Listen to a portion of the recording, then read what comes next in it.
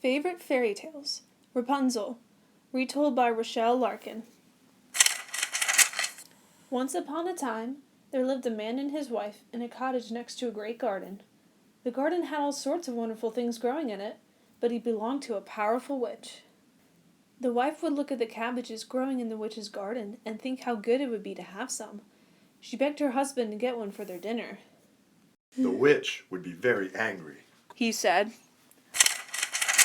Finally, he climbed into the witch's garden, but as soon as he had picked the ripest cabbage, the witch appeared. "How dare you enter my garden?" she demanded. He explained just how badly his wife wanted to try the cabbage.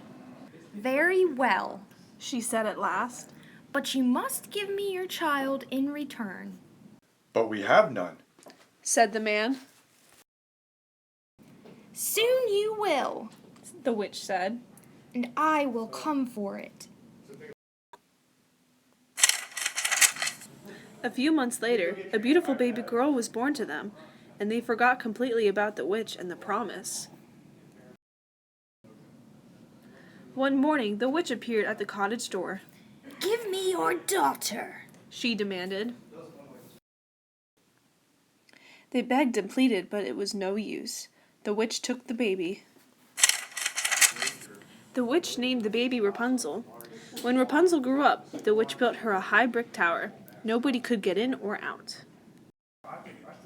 Rapunzel had long golden hair, so long and strong that when the witch wanted to see Rapunzel at the top of the tower, she called, "Rapunzel, Rapunzel, let down your hair."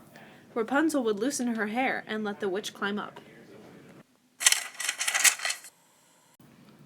But most of the time, Rapunzel was alone in her high tower. Sometimes birds would fly by the window, and from them Rapunzel learned to sing the sweetest songs. One day, as she was singing, a prince came riding by and saw Rapunzel at the window. The prince looked for a way to get in. He wondered how the beautiful girl got food or if other visitors came. He decided to stay and watch. Before too long, the witch came.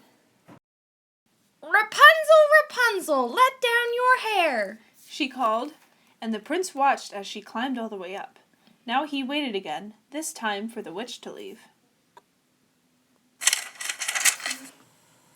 After the witch went away, the prince called in a soft voice, "Rapunzel, Rapunzel, let down your hair." Rapunzel let down her hair again. When the prince came in, Rapunzel couldn't believe her eyes. She had never seen anybody but the witch before. Now a handsome young man stood before her.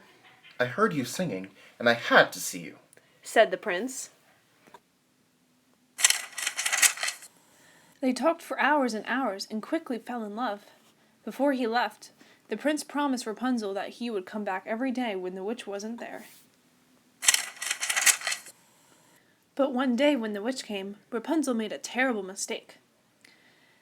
"It always hurts when you climb up my hair," she complained, "but my prince does it so lightly." The witch was furious.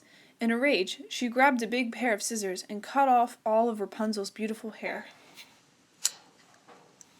"Now let him try to come and see you," she said angrily. When the prince came, he tried to climb the tower wall. He fell down and hurt his eyes and couldn't see anything anymore. He wandered around in the forest, trying to find his way back to Rapunzel.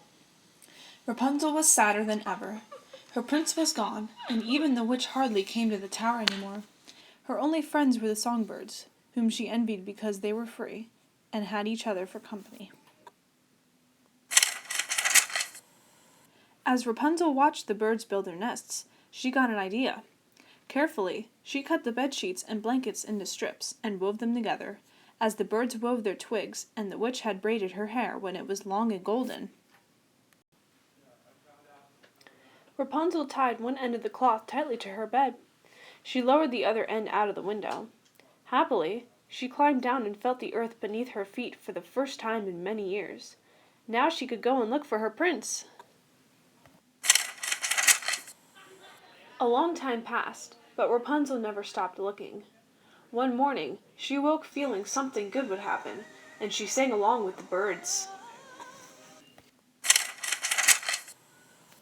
Nearby, someone heard her singing, someone who had been looking for her for a long time.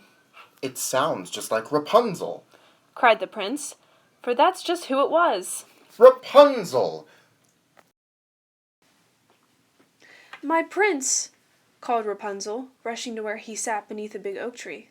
But she realized he could not see. Not her, not anything. Oh, my prince, Rapunzel cried. Her tears fell on his face, bathing his eyes. But that opened the prince's eyes, and he could see again. He kissed Rapunzel, and they made their way back to the prince's kingdom. And they all lived happily ever after. The end.